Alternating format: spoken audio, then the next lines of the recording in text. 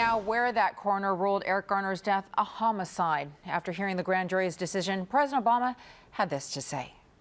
This is an American problem and not just a black problem or a brown problem or a Native American problem. This is an American problem.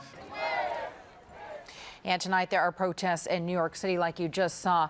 Again, with Ferguson fresh on the minds of so many, there are definitely fears that this decision could cause things to boil over. Yeah, absolutely fears. But so far, luckily, we have not seen anything violent like what we saw last week. But this grand jury's decision may be even more shocking than Ferguson, given the video that has been seen everywhere. Take a look.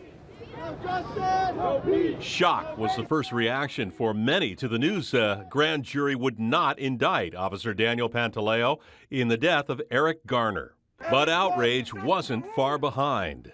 I continue to pray that justice will be peace. It has to be justice. Somewhere or another, it has to be justice. I did not sell nothing. The deadly confrontation on July 17th was caught on a passerby's cell phone. Police were trying to arrest the 43-year-old Garner for allegedly selling illegal cigarettes. Garner appeared to resist. I told you the last time, please leave me alone.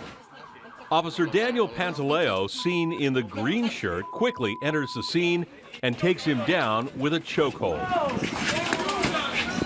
Damn, man. I can't breathe. I can't breathe.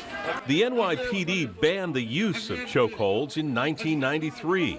The medical examiner said Garner's death was caused by compressions to his neck and chest during physical restraint by police and ruled it a homicide. That was cold-blooded murder. The whole world knows. 23 grand jurors had been hearing evidence and witnesses since September. Officer Pantaleo appeared 2 weeks ago. In a statement this afternoon, Pantaleo said, quote, "I became a police officer to help and to protect those who can't protect themselves.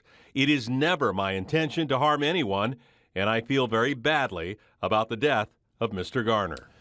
Yeah, the video hard to watch there. Protests in New York tonight, for the most part, Veronica, have been peaceful. However, some of them did make it onto a highway and block traffic there. Ken, what is next in this case?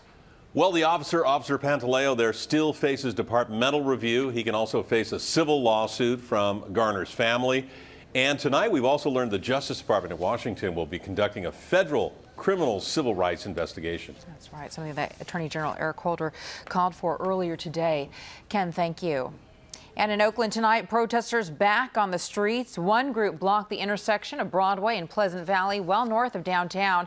We also saw protesters make it to the Rockridge BART station, but that was about as far as they were able to get. Officers blocked the freeway on-ramps as well. Unlike the protests we saw last week in Oakland, we saw no vandalism tonight.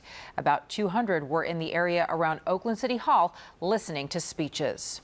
In San Francisco, protesters did what they call a die-in. Several on the ground near the cable cars on Powell and Market Streets. The crowd grew and people started blocking traffic at the intersection. Police showed up and started clearing them out. A small number of the protesters then peacefully headed up Market.